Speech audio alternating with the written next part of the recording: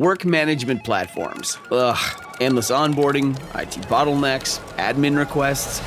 But what if things were different? We found love in an open space. Monday.com is different. No lengthy onboarding, beautiful reports in minutes, custom workflows you can build on your own, easy to use prompt-free AI. Huh, turns out you can love a work management platform. Monday.com, the first work platform you'll love to use.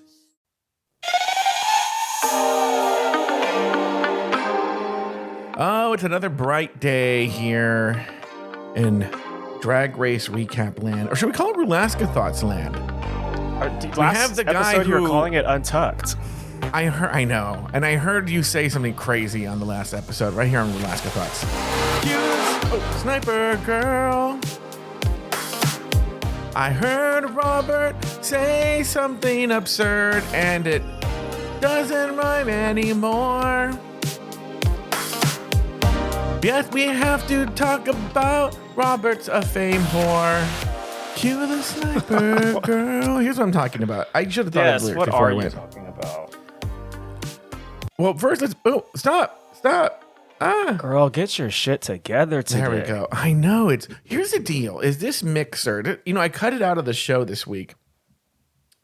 But this mixer was causing me not a lot of problems because it's broken, but because it has this buggy feature that I don't like, where either you can stop and start, which we're going to use today on the Untuck stuff, or when you press the button and press it again, it starts all over again. But you can't switch in between. It's a whole thing. Anyway, Yeah. let's talk about Robert. Our favorite person, Robert Mata, here from Hollywood, California. West Hollywood, California. I think it's debatable, but whatever. I actually have never been invited to Robert's place. I actually don't know exactly where he lives. You've dropped me off I've never dropped you off at your place. after an evening at your super secret exclusive club. Well, here's the deal. I know what you're talking about. Okay, hold on. I said super secret exclusive club because there is a rule, and they have multiple times brought people up on ethics charges at the club where you're not allowed to disparage said club in public.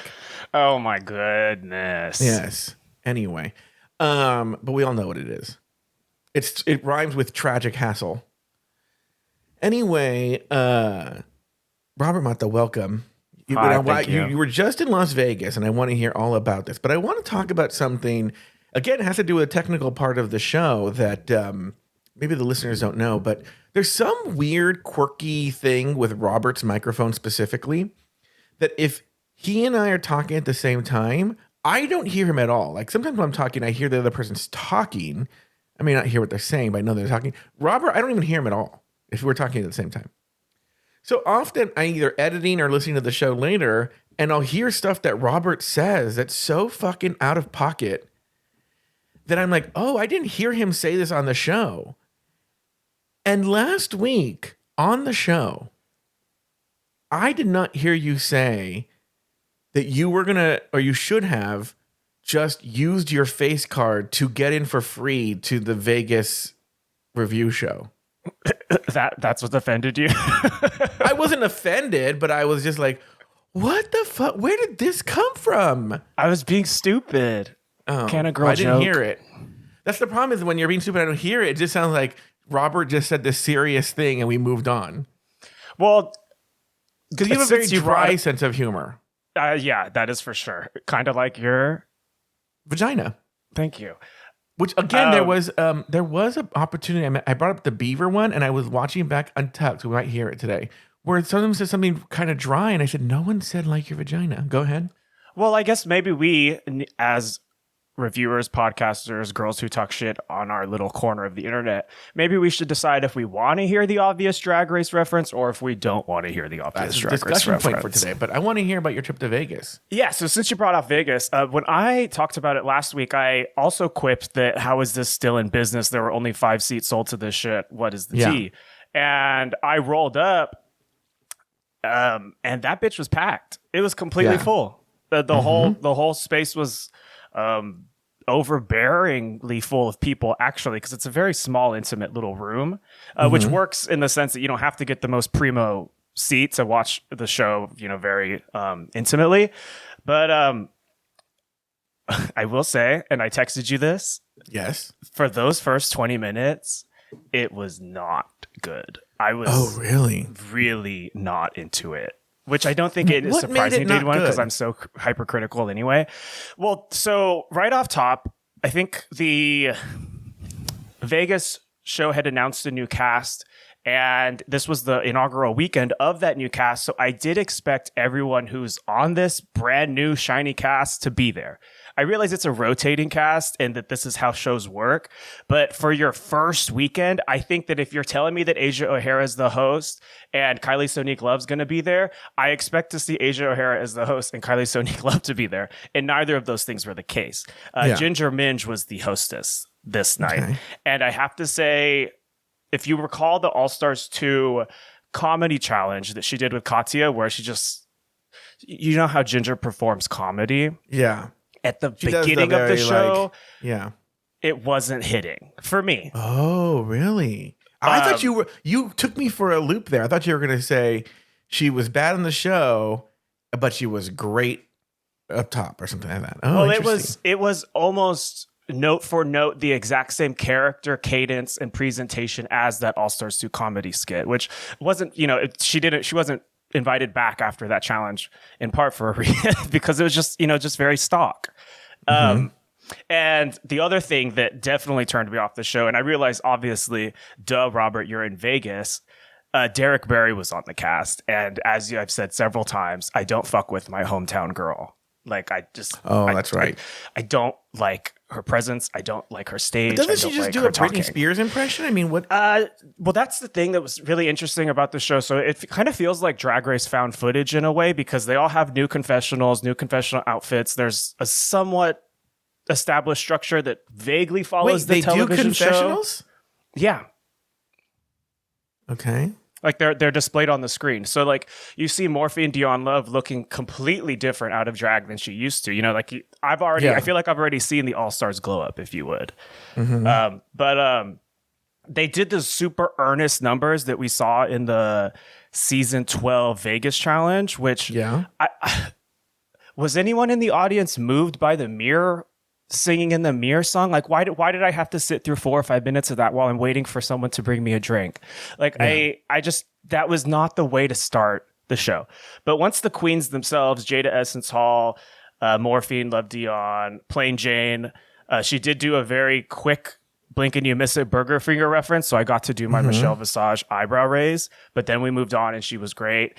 Derek did this really camp thing where she was trying to sell knives on stage like a Cutco person at your front door, and I have to say that I did enjoy it. So like I said, once the show got going, it was all good. My arms came uncrossed. I was having a great time. Hold please. As someone who was a stand-up comic for, a number of years, do you think that once you got liquored up, things got a little bit funnier? People looked a little better? This is Vegas, girl. I had been liquored up since 10 a.m. Oh, okay. It's already 9:30 p.m. at this showing.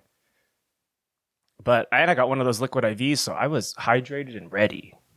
So here's my question. So I actually don't know. I just thought it was just like a regular drag show, but pageant style. Not pageant, but like Vegas style. Like it was I think it would have do been your better 2 if it was like numbers that. and all that. No, it's choreographed group numbers, and then everyone gets an individual number that, dude, they were pushing that Nick dancer from Lazy Susan, the makeover last year, hard, too hard. But it was a cute hour and a half. I left it happy that I went. So we touched on this, and this is something I don't understand. I'm not purporting to understand it. I'm just saying I know it exists. Is this weird economy in Vegas where there's 5 seats sold and all of a sudden it's packed, and I don't understand it. I think, I think they just know. I think a lot of it is people don't know what to do on a Saturday night in Vegas. They're like, well, this is here, Yeah, it was kind of a dead weekend in Vegas, which I adored. I didn't have to deal with overwhelming crowds the whole time. I could actually walk without having to navigate around everyone else with their heads stuck up their asses. But I was trying to get a sense of the clientele at the Drag Race show. I really couldn't nail it for you. I don't know who were the other girlies who were there, so I couldn't say, oh, this is just like a drunk like group of like 60-year-old friends who just ended up at the RuPaul's show tonight. You know, it wasn't clusters of gay guys. It wasn't there just wasn't like an overarching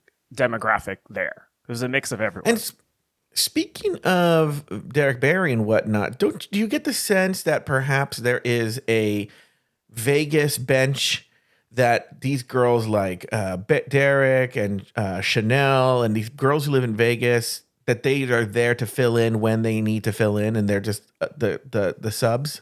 Definitely. And I would have hoped and prayed that some of my prayers would have been answered, that Coco Montrese would have been the sub when I was there. Yes. But I was at Piranha the night before, and I think I saw like Jada Sophia there. I can't remember, actually. Mm-hmm. It was a night in Vegas. So the girls are always at Piranha anyway. So if I wanted to see Chanel, I knew what I had to do and where to go. All right. Very good. Well, on that note, why don't we take a break? When we come back, we're actually going to talk about the latest episode of RuPaul's Drag Race. Oh, why is it? Oh, like why? I'm really not on it. That part was my fault.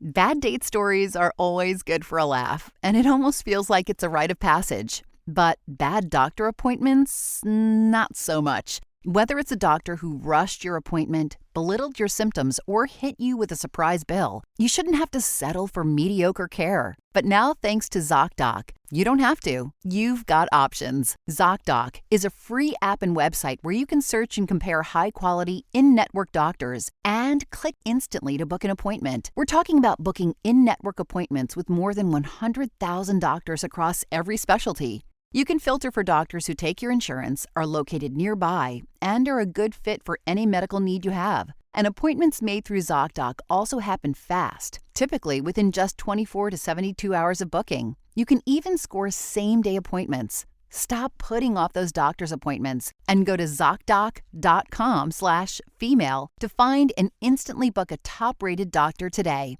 That's ZocDoc.com/female. ZocDoc.com/female. It's a new year. It's 2025, and I'm sure all of us are focused on weight loss. And if you're focused on weight loss, and if you want to spend the new year in complete control of that weight loss by losing up to an average of 9 pounds in your first month, you got to check out Hers, because everything I just told you is based on data that was reported by Hers customers. Hers is transforming women's healthcare. How? It's providing access to affordable weight loss treatment plans delivered straight to your door if you get prescribed. Here's what they do. They offer a holistic weight loss program with personalized solutions, and these include GLP-1 weekly injections. It's the same active ingredient as Ozempic and Wegovy or any other oral medication kits. Now, what happens is after you submit an online intake form, a licensed medical provider will determine what plan is best for you. If it's prescribed, your program includes medication, ongoing care, and online support, all at one low cost. Listen, weight loss plans are way more affordable straight through Hers, with compounded GLP-1 injections starting at $165 per month, with a 12-month plan paid up front for new subscribers. No hidden fees and no membership fees. So, if you've been struggling, as many of us have been, with your weight loss journey, it's time you find the best option that works for you through Hers. Start your initial free online visit today at forhers.com/crime. That's forhers.com/crime for your personalized weight loss treatment options. forhers.com/crime. Hers weight loss is not available everywhere. Compounded products are not FDA approved or verified for safety, effectiveness, or quality. Prescription required. Restrictions apply. Wegovy and Ozempic are not compounded. Actual price depends on product and plan purchased. When you think about businesses that are selling through the roof, sure, you think about a great product, a cool brand, and brilliant marketing. But an often overlooked secret is actually the businesses behind the business, making selling simple. For millions of businesses, that business is Shopify. Nobody does selling better than Shopify. They're the home of the #1 checkout on the planet and the not-so-secret Shop Pay that boosts conversions up to 50%, meaning way less carts going abandoned and way more sales happening. So if you're into growing your business, your commerce platform better be ready to sell wherever your customers are scrolling or strolling, on the web, in your store, in their feed, and everywhere in between. Businesses that sell more sell on Shopify. Upgrade your business and get the same checkout Allbirds and Skims use. Sign up for your $1 per month trial period at shopify.com/start selling, all lowercase. Go to shopify.com/start selling to upgrade your selling today. Shopify.com/start selling.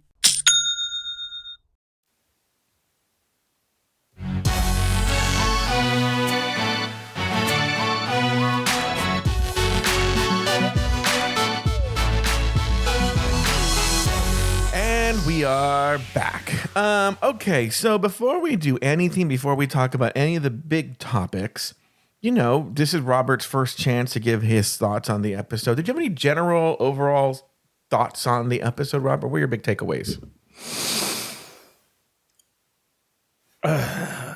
Arietti made this very difficult, I think. It's exactly what you said on the recap. Like, she's doing the very Waka Waka Latino television, like it's not funny, but we're trying desperately to make it something you called out with Galavaro in Global All Stars. Yeah. Just like I can't see people doing shit like that on television anymore, and I would not have chosen her to rig the Badunkadunk tank for. I think that she should have gone, and we could have maybe mobilized the girls who are in that weird click with her to like actually do fucking something. But now it's I think Nathan said, it's we'll be on episode 6 and only 2 girls are gone. Like, welcome back to season 14, I suppose. It's a way of doing it. It was funny because I was actually wondering, because there's actually fewer girls than there have been in the past few years. And I was like, I wonder what they're going to have a shorter season, but no, they'll still have the same season. We'll have 2 extra episodes because there's 2 extra girls. Did you laugh at any of the sketches? Were any of the sketches funny to you, or? No, but I wasn't not into them either, apart from, like I said, Arietti being generally very uncomfortable. Yeah. I thought, again, Anya Nerve killed it yet again. Give her the hosting gig in Vegas. Though Ginger did a good job, too, like, in the end. Who's Ginger? Minge. I was referring to the Vegas show. Oh, I was about to be on the episode. But, I mean, Anya Nerve has stage presence in a way that I wouldn't have really expected someone on season 17 to have. Yeah. She got it. She's got it. So, everything else was definitely the pits, but I think having gone into this is the 3rd time they're doing the RuPaul's Drag Race Live Challenge, I think we knew that it was going to be the pits, so who's surprised? Well, first of all, before we get into the episode, I started to talk about this off the air, but I need to apologize. You've never even been on a show with Mr. Blackstone. I don't know why you caught strays. I'm kind of honored, actually. Oh, really? That a man of his stature. Nathan brought up a good point. He says what is the reference he made, that she came in like a something Power Ranger villain. And then he goes, pause for Robert to bring up a tired Pokemon reference. Well, what does Pokemon have to do with any of this? Well, I'm not going to stand long on this pulpit, but a lot of millennials never realized, because it wasn't presented to us as such, that Power Rangers is a Japanese export. So there is some very loose connection there. Okay, but do you think this old queen, Mr. Blackstone, gets that? Well, I'm shocked that he knows about Pokemon, actually. But to his credit, it is the literal largest, biggest media franchise in the entire world. So even an old fag like him knows what the fuck a Pikachu is. He seems to know something. But then also references some song from the 80s that I have no idea why he referenced it. Oh, by the way, update. I still don't know. But Carlo from Germany did write to me. I woke up this morning with a message from Carlo from Germany saying that he wouldn't even repeat what Mr. Blackstone said. Oh, so I still have no idea what he said. Huh? Ich liebe uns to be clear. I don't even know what you just said right now. Gesundheit, But yeah, so I don't know what Mr. Blackstone said. But it was obviously pretty offensive. Okay, so you brought up a topic that I want to hit first. Robert always bringing things to the table. I mentioned the beaver reference that no one said it. I mentioned just right now about dry, almost like your vagina. No one said it. And those opportunities were there. Where do you think this should be, Robert? Do you think we should want to hear Drag Race quotes? Do you think we shouldn't want to? Like, what's your story? What's your position on this? Because you've bitched about it a couple of weeks ago. Yeah. I mean, but then they didn't use them and I was bitching. So where do you fall in this? I bitch because the reality is all these seasons in, we know the quotes, we know the likelihood that the queens are going to use quotes because they regurgitate what they want to emulate. So I'm sitting here being like, God, how unoriginal, but really just because I want some new ammunition. I want some new stupid shit to parrot back at someone at the club, just briefly, quickly, stupidly. But instead it's just constant regurgitations of the same thing. So I don't need to hear the quotes, but I understand the fan base expecting to hear it and them feeling either like maybe not led on, but like they didn't get what they were expecting. And so they feel some type of way about it if the quote is not used in an obvious opportunity. So I think my take is less nuanced. I think my take is really like, what is the quote? So for instance, I actually sort of appreciated they held their hands up and they went, huh. Now they didn't finish the quote that I saw, right? But they did the I'm acting part. Okay. Mm-hmm. Okay. You don't really see that one referenced that much on the show. On this show all the fucking time. But on that show, not really. I think with me, I'm just sick of holding up the opera glasses going, I can't wait to see how this turns out. Yeah. And I'm sick of that quote. I'm fucking sick of that quote. It's dead. Let's put it away. I'm done. I hate that quote. I hate where are the jokes. Where are the I hate it. Nathan Patrick Brown, are you listening? Robert and I hate where are the jokes. Okay. I'm just telling Nathan something. I was not sliding sweet Nathan. Sometimes, as you know, I like to direct content to certain people. Okay, I have a bunch of things I want to talk about. Okay, how having to do with who I'm there. I think that Reddit does have a name for them, but I can't remember what it is. But I'm talking about the young girls in Lexi, which is shady, but I don't care. The Kumbaya Club? No, the Kumbaya Club is not them. The Kumbaya girls are Hormona. It's Hormona, Susie, Acacia, and then someone random. Like, why is she in that group? It's like Hormona, Acacia, Susie, and who?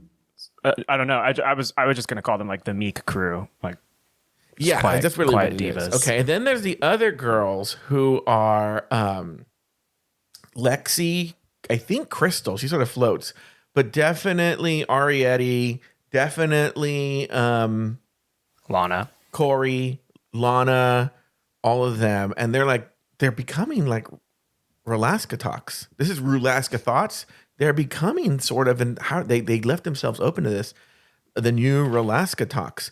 And let's go big to small. And what I mean is, let's talk about the big topic here. And I'm really interested to hear your take on this. And let's just talk about that group of girls as a whole, as a unit, which it seems to be based. And you watched Untucked too? I know I don't always watch Untucked. I did. I spent $2.99 on it. Or you could have also spent $0, but you know how you didn't do that. Anyway. Well, but then you would have texted the group chat 20 times about how you're so busy at work and I can't do this right now. I'm just so busy at work. You don't get it. I'm so busy at work. I can't get the password. I think Christian was okay. Now I have to tell you what we're talking about. For the season, I subscribed to it's Philo, okay? And so I'm more than happy to put a profile on my account for Robert and Christian. Okay. And I said, because Christian has no way of watching the show. So I said, yeah, I'll make a profile for you. Go ahead. And he kept saying he was doing it, but Robert, I don't think he was really doing it, because then finally on Friday, he said, okay, I'm ready to do it. What's your phone number? Right? And so this is the first time he ever asked me that, which, by the way, he's calling me or texting me on this number. And I give it to him, and then it works perfectly and immediately the way it's supposed to work. That is I don't think he was really doing it. Texting you, what's your phone number? Yeah. To text me on my phone number, what's your phone number? Anyway, but let's talk about these girls. And there seems to be, it's this thing, I talked about it on the show, where they seem to be under the belief, specifically Arietti and Lana, very, very specifically, with a little Lexi thrown in, that the show is really a show about looks and that everything comes down to the looks. And Lana specifically said that. I just rewatched and we're going to listen to that moment, that her look was better and that she should have won. Or she shouldn't have, that, whatever. So what are your thoughts on this weird delusion? I have definitely heard you make this pitch on previous seasons, and I don't know that it's ever fully matched up with what we're seeing yet. But this you're completely correct here. I'm in concurrence. You're right.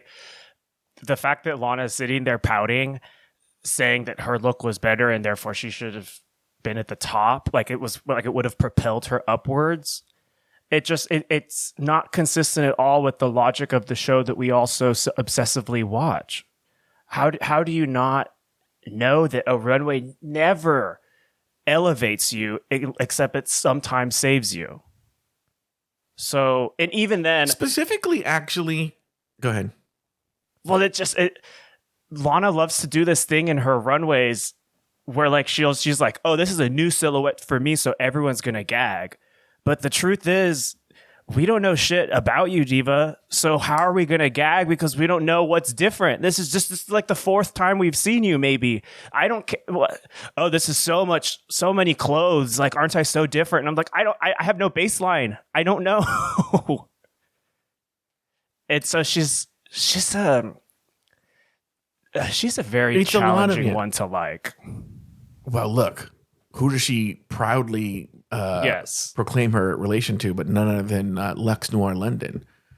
She's a less nuanced Lux Noir London, which is saying a lot. So, yeah, and it's one of these things where I hate to use this quote, but do you watch the show, Tamar? Like, where are they getting this? I could see if it was season 8, but even then, yeah, same season that Violet Chachki won. You have that episode where Jasmine Masters thinks that, oh, all sins will be forgiven if she wears this one outfit.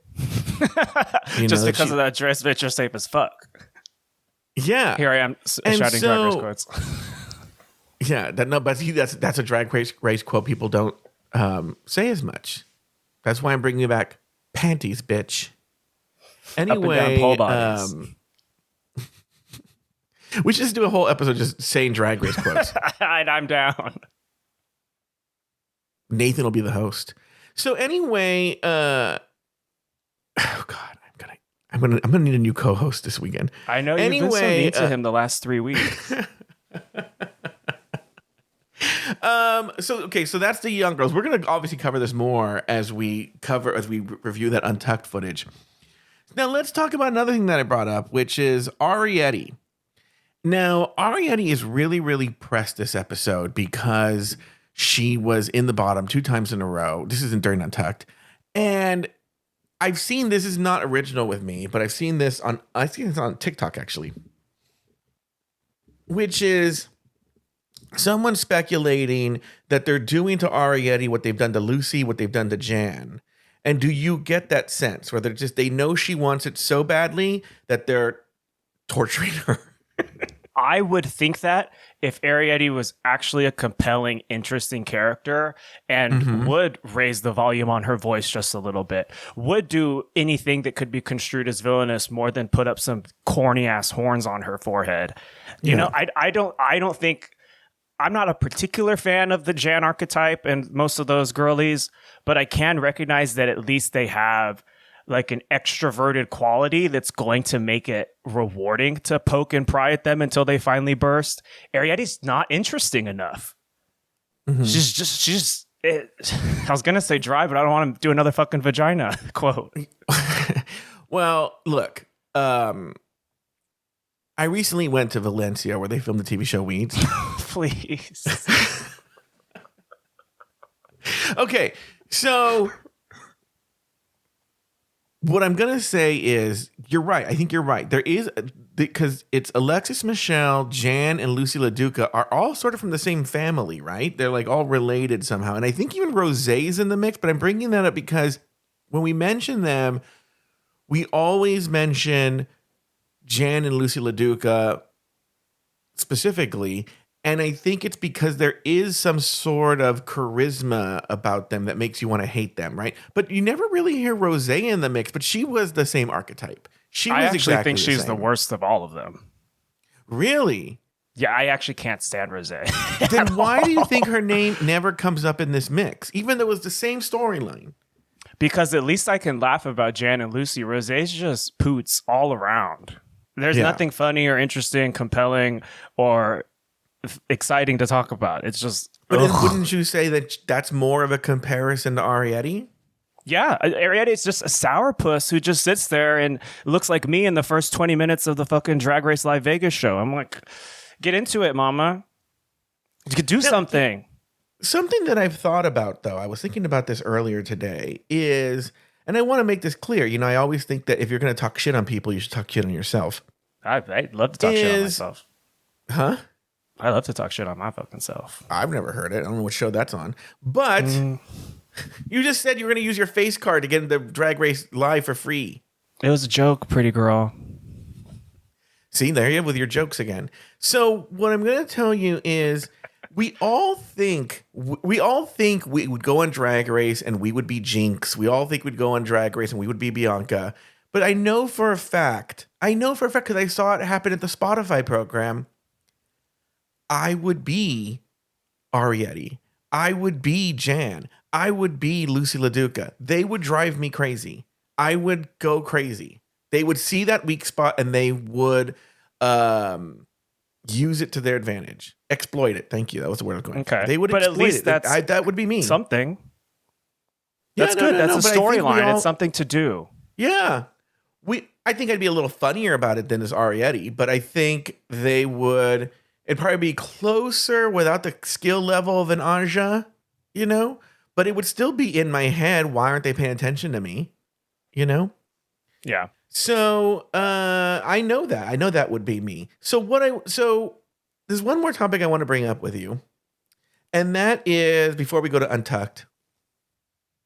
And I saw it. I said this in the show, and then I saw on Reddit today, someone poking fun at Crystal, I believe it was, who's trying to make Piggy a meme. And so she's been going all over social media putting like pig emojis and things, and they're like, stop trying to make this a thing.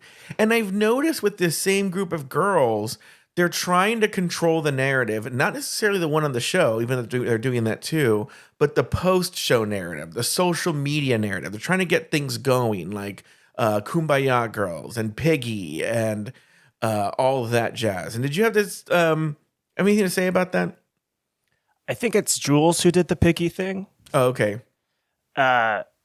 Crystal, to me, hasn't done. Who the fuck is Crystal Envy? And I'm not saying that like Pearl come out of your shell. I'm just saying she hasn't done anything memorable. I'm going to tell you something right now. If Arrietty wasn't making a big fuss right now, I would get Arrietty, Crystal, and Jules all mixed up. Well, I mean, yes, we definitely said that since episode 1, though. Yeah. So I don't know the difference between Crystal and Jules right now. It's cut down. Got it. Well, so Jules is the one who kind of looks like Tracy Ellis Ross. Okay. And she has very high energy in all of her confessionals. Yeah. Crystal's the Jersey one who is like the most basic form of basic whatever. This is a young thing, and I've been a faggot for a long time thing. Piggy already has a defined meaning in the community. Yeah. If Jules was maybe a little bit older or a little bit more clever, she would probably realize that space is occupied. Mm-hmm. Piggy's what Megami posted on Discord this week. Piggy's not, oh, she eats, she's a fat bitch. No, that's not what it means. It doesn't mean you're constantly serving. Yeah. But the thing is, they're trying to, I mean, it literally is. I know this is a quote from somewhere else, but it's trying to make fetch happen. And they're trying to do it themselves. And but it's funny that so far, every week is different. Where Lexi had a lot of sympathy last week, it's like this week it seems to be that the tide is like, what was going on here? What is all this? And actually, maybe that's a good segue to get into this. So for those of you that didn't watch Untucked, who aren't watching the show or whatever, what happens on the show is Susie Toot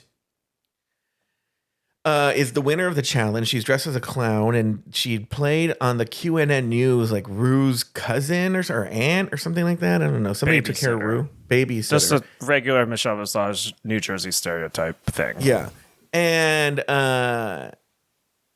so she goes on there. She does well, but according to the judges, she's clearly in the lead. They're in Untucked, and you're going to hear it referenced here, but the girls who were safe, it's actually, I don't think any, no, because I was going to say the girls who are safe are the ones who are really pressed, because Lydia's quiet during this, really. And Sam says a couple of things that he's disappointed in the beginning. We're not going to hear that, but otherwise the bottom girls don't really say much. No, I mean, I talk shit on Arietti. Sam a lot, but I will give her cred for handling her own shit on her own in her own way. It was a streak of maturity, I guess. So Arietti and some of the safe girls kind of come from, and we're going to hear that. So it's kind of a big moment where this is where they seem the most delusional. You don't really see it on the show, but in this Untucked moment, it's going to be delusional. Just full disclosure, when I do this, I edit for content. I definitely take out most, if not all, of the confessionals because they're just trying to control the narrative. So those are edited out. But other than that, it's everything. Here we go. They loved my look. This is Susie too, by the way. Just very like, you're doing what you need to be doing. And Corey is making faces. Which, this is unfortunately, because this is an audio medium, this is a very visual thing. Corey is like rolling her eyes so far back in her head. It's insane. And we're not going to cover it all, but you do see, especially Lexi a lot, shaking her head in the background. A lot of these girls, as the argument's going on, making faces that show where they stand. And at this point, Corey's just rolling her eyes, and Susie calls her out on it. No, it's just this whole thing is just, wow. Does Arietti want to share with the class? Now, Arietti's sitting there with a fucking cara larga, sitting there. And which, by the way, again, if you're not watching Untucked, this is not in this moment. What was that? That's my drag name, cara larga. Stupid. Is Lana Jarre, this is when the safe girls were just in the room, is just sitting there like a fucking, just so fucking pissed sourpuss. She's Nina Bonina Brown when Eureka quit the show, back to the camera, and won't talk to anybody, and Arietti has the same fucking shit face on her. And they're both sitting there all upset. Any thoughts so far, Robert? Slight tangent, but Lana and Arietti constantly saying that they're each other's friends, but I don't think they've ever done anything on camera friendly to each other. They're just two pretty girls standing next to each other, calling each other besties. Yeah, you're right. They know each other a week or two. The other thing we should point out for people who don't watch the show is on the main episode, and this is what we were talking about, the Kumbaya girls, is Lexi Love and these other girls. Arietti chimes in a confessional, refer to Susie, Hormona, Acacia, and somebody else that I can't remember who as the Kumbaya girls because they say these girls don't get drag and can't take any criticism or shade whatsoever. They just want everyone to be happy. And yet here we are on Untucked, and these girls are sitting there cool as a cucumber, and the girls who made up this term are pressed. They are so upset. All right, here we go.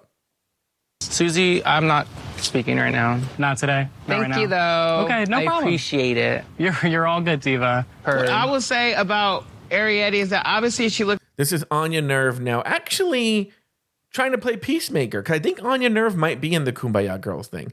Can I say this really quick? Yeah, I can say whatever you want. But this is both for Lana and Arietti. Are you not aware that you are making a television show? I don't know. Yes. Like, you don't necessarily have to yes and a conversation, I guess, but to completely shut people down, it's just, oh God, we need better queens. We need real queens, not fucking pouty princesses. Well, also too, if staying on the show as a career move is a goal of yours to be invited back, it's something that you have to play the game. You know, if you go there, don't talk. Why would they invite you back? What, Cameron Michaels? Hello. Like, this is, the opportunity has been handed to you on a silver platter. Now is your time. The focus is all on you, baby. This is your time to make a scene. And what did they do? No, I don't want to today. Yeah. What? Well, I'll give it to Arietti. She can't hold back after a certain point. But yeah, Lana, for the most part, doesn't say much. All right. Here we go. Oh, so anyway, this is Anya Nerve talking, trying to play peacemaker, actually. Playing nice, saying how... And, of course, she gets jumped on right now in a second, you'll hear. But what she's... Just so we jump in for context, she's telling Arietti that she looks sickening, and it's, you know, you tried your best. Here we go. Stunning today, but I want to commend her again for she steps outside of her box with that character, and as an actor, I rather a bitch swing real hard and it miss. I don't even think she missed though. So this is another thing too, where you have toxic positivity, where they don't want to acknowledge what's real. Which is, she swung Lana and she thought missed. that she was good too, so That's true, actually. the whole Neanderthal crew was, apart from Anya. Ooh. Oh God. I actually I don't think Corey was that bad. No, she was fine as safe. She was I mean, passable, that safe, runway was yes. terrible. But Yeah, and that's why I'm fine, thinking, how's she whatever. judging people's looks? But yeah, you're right. Really. I will say Anya kind of gagged me here because I'm obsessed with Arietti saying, no, I don't want to talk about it. And Anya says, well, that's great. I'm going to talk about you in front of you and to everyone else. So we're going to talk about it eventually, even if you don't feel like participating right now. Yeah. Ooh, I'd be so pissed if that happened to me, but I live. All right, here we go. What was the critique? The most consistent comment was that the performance could have had peaks and valleys. But that was the reasoning that they gave, and they gave her major flowers on the look. I am mad that I do not deserve to be in this position. Okay. Couple of things. What you heard earlier was Susie talking for Arietti because Arietti wasn't talking. Then now this is Arietti talking, right? And she's speaking. And the part I don't get, and I addressed this, Robert, is what I don't understand. So on the show, I said, I even said me, you, Nathan, the show, this is RuPaul's world. We just live in it and we have to accept whatever she changes. But the point is, on this show, when we do disagree with something, we disagree with RuPaul's decision. That's sort of the difference. And it seems to be these girls, and this is not the first time, blame the other contestant who's just doing what she's doing. Like, why is this Susie Toots' problem that RuPaul didn't recognize Lana Gervais' excellence? Because she's not conventionally attractive as a drag queen, and they think they're better than her.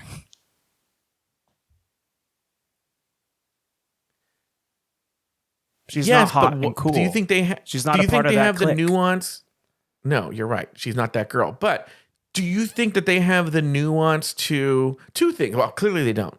To see that it's not Susie's just doing what Susie did, right?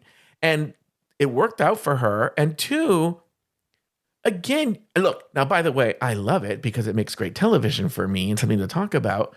But do they not see how they're going down? History is repeating itself with RulaskaThoughts here. They wish they could be that interesting or compelling, to be honest with you. I feel that they're just petulant and blinded by their own immaturity. They can't fathom that the same exact thing that happened on season 5, I guess, is happening with them with Suzanne, because it's like, is this not? Maybe this is just like a fog of war thing. Maybe we just couldn't understand it unless we were in that room on that runway with them. But for a viewer, it seems like the most obvious thing in the world. Yeah. By the way, not using her legal name. I love Suzanne. And I think other girls need to be in this position. There are other girls that barely did and they're safe. And I'm like, girl. Which girls? No, this is This is where it gets good. Okay. I did put my burrito down for this. I was like, okay. Which girls? Okay. Well, we're gonna find out which girls right now because she goes there. All right, here we go. I point them out? Yeah, Yes. which girls? I'm sorry, Corey. I was a little better than you. Smart move. Go with one of her friends. You know. Scene partner. Yeah, scene partner. She a friend. The friend's like, sure, go. Corey just being okay with that. All right. She smiles. She's like, yeah. Yeah, you're right. Mm-hmm. Okay. Which, by the way, Corey was better than her in that scene, but okay. Yeah. Yeah. I agree. We're a little dry. I can't remember who that was too. Oh, that's where she should have said kind of like your vagina. I can't remember who she said that to. I can't remember either. I mean, you're already, I'm not going to kick you. Thanks, That was to Lydia.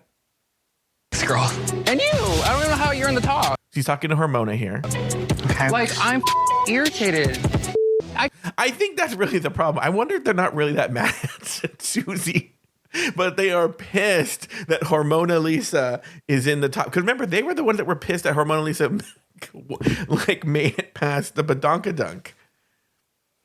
Well, I think they feel the same way about her as Suzanne, which is just not. This girl ain't pretty and skinny enough to be one of us. Yeah. Because remember last week, not last week, on episode 1, these same girls were so pissed that Hormona got, they were like, Corey was quietly by the mirror saying, I just need this cast to like slim down or something like that, right? Or it needs to be smaller. Now all of a sudden they're excited, but anyway. You could come out in the blanket or a potato sack and be like, oh, Okay. like, no, sorry, Susie. Yeah. Which, can you explain that to me? Because if she's trying to do a whole, she can come out in a diaper and they'll say, Valentina, your smile's beautiful. Great. Yeah. But the logic of what she's saying doesn't track for me. Does it make sense to you? It makes sense to me that I do a show with you. Thanks. In that you're really good at humble shade, where you'll shade someone, but you actually act like it's in the process of making a point. Her point here is she's serving looks, she's trying really hard, and it's not doing anything for her. So why not just go out in a potato sack or look like shit and then rep motions to Susie, and then that's when she apologizes. Got it. And you're really good at that too. I think that I would put a little bit more language into the shade than just going, ugh, and then like gesticulating across the room. Yeah. Well, I didn't say she was as good as you were. I just said you do the same thing too. All right, here we go. Not like that, but I'm sorry, but you do look crazy. Okay. Is this show called Serious Drag Race? She doesn't even, she thinks she looks, Ariadne thinks she's so fucking interesting and unique and edgy. And I'm like, girl, you, technically speaking, you also look crazy. Yes. If you were walking down the street, you would look like a crazy person. You're right. 1, 2, like, if I'm being honest, and I'm going to give Ariadne her flowers. She looked great. She looked fantastic. It was a really Definitely nice polished outfit. Yeah, it was very polished, but we've seen something like that before. It's not anything like it's revolutionary. I think she ripped that right off of Irene Dubois' skin. Very standard, like, I'm so weird alien. Cool. Great. Yeah. We've seen it 5 billion times, mama. Yeah. It is interesting that it is a good take, to be like, okay, think pink, I'm going to do a clown. And what's funny is, and maybe Susie did defend herself more, I guess later, Susie has posted her references for this, and she, in very Suzanne J. Toot style, they're very, very chic 1930s, you know, I don't know if it's Claudette Colbert, but someone like that in a chic clown, and that's what she's referencing. So it's not just, she's just not just being a Party City clown, as Mr. Blackstone says. It's very much not a Party City clown. No, Mr. Blackstone doesn't know what the fuck he's talking about. It's very, yeah, it has thought behind it. It's smart. I don't think Ariadne's really had that much thought behind it. It's a devil but pink. Ooh. All right. No, you look, I mean, that's the point. You look like a clown. Yes. Yes. I look like a chic, interesting, I don't know about reference. chic. And this is where you have now the hyenas from the Lion King all joining in. I don't know. I wouldn't go. Well, I feel like I will say I could see Susie being on top because her character was amazing, but I could not see Susie beating me in the top because she did not beat my outfit tonight. See, that's Lana. So Lana thinks she's like, okay, well, she was good in this challenge, so she should be in the top, but like, she shouldn't be in the top because my outfit is better. Which, even the merit of that aside, Lana did look flawless, but it was not like a groundbreaking, earth-shattering runway. Mm-hmm. It was just a very pretty look. Yeah. And look, this isn't next week we have a ball challenge, which, oh God. So on the contract, Mr. Blackstone does 6 looks. You know, I don't know what we're going to do for next week. But I'm scared. That's all I'm going to say. And I guess it's more of an argument on the ball challenge because it's a challenge specifically for the looks, you know? Mm-hmm. But it would be like if we were doing a ball challenge or a sewing challenge and I went like, yeah, you look great, but I'm funny. You're like, okay, well, it's not this challenge. The end. There is some kind of pushback, I think I remember in the season 5 Final 4 episode where they're, ganging up on Jinx. Oh, because she always has a character. She's always doing character drag. We're pretty. She does characters. But then Jinx's defense is, yeah, but my characters are well thought out and, artistic. And that's why she's winning because of the characters. That's the point, which I guess I'm kind of getting lost in my own thought here. But there are parallels still to be drawn. Yeah. No, you're good. You're good. All right, here we go. And the fact that you're on the top with that outfit is a little upsetting to me personally. Why? Personally, mad at her. So I'm going to stop you. I do. Okay, I think this is the big speech coming. And actually... Oh, yeah, she practiced this in the mirror, girl. Oh, she was ready for it. But what's funny is, I watched Untucked, and then I did the show yesterday, and it must have just seeped into my brain, or I didn't pay attention or something.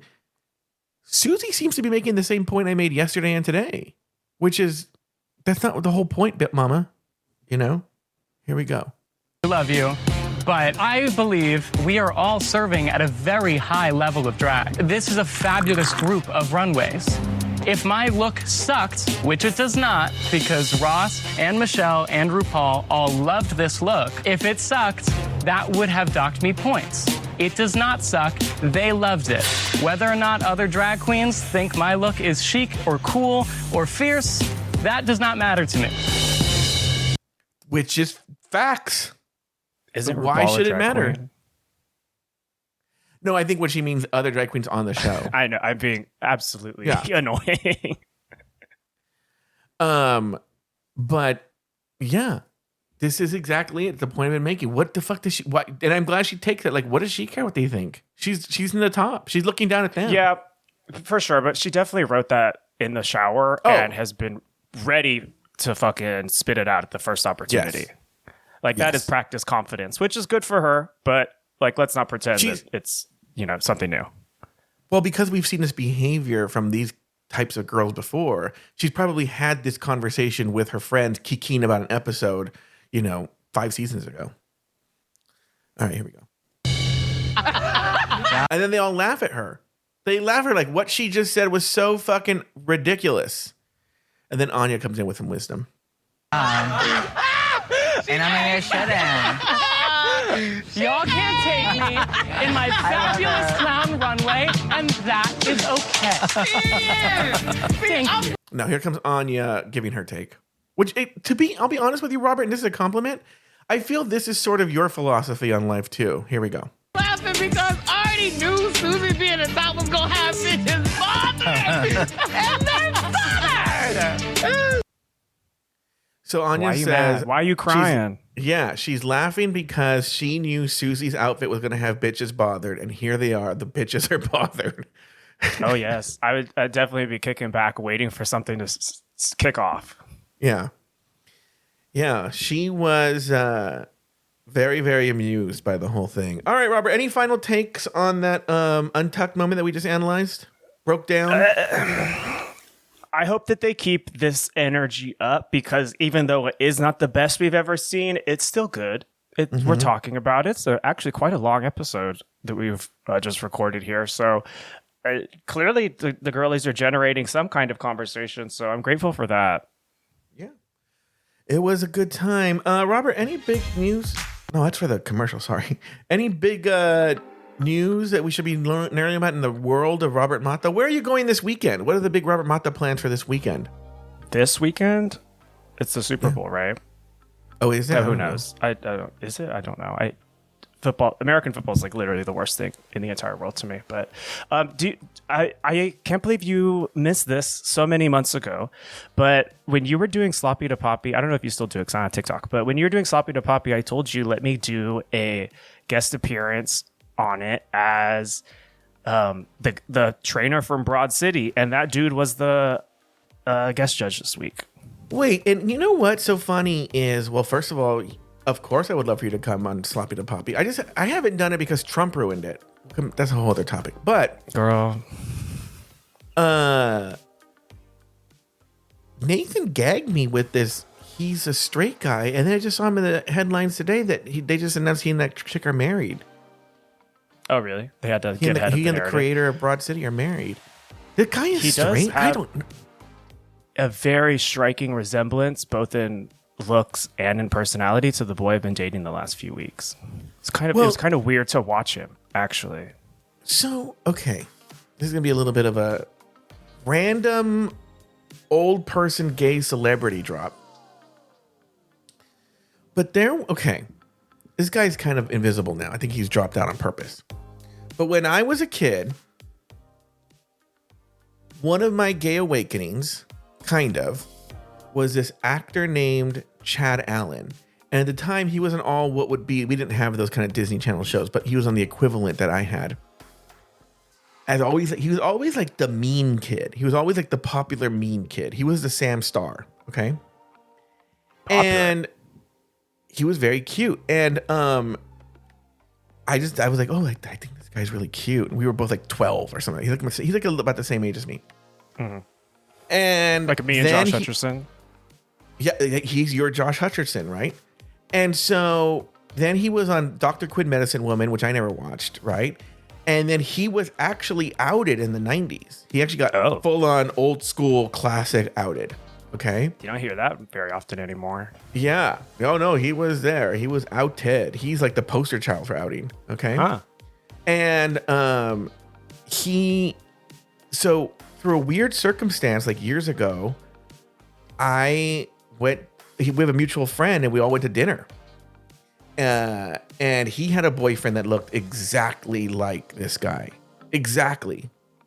I wonder if it could be the same guy. No, this guy would be like, pushing 50. Oh, okay. Because the guy I'm seeing is 40. Oh, he is? Mm-hmm. Yeah, no, it's not this guy. It's possible still. I wonder, maybe he was younger. Ask him if he ever dated Chad Allen. Okay. I know he dated Ronan Farrow for a little bit, which I knew was going to make you make a face.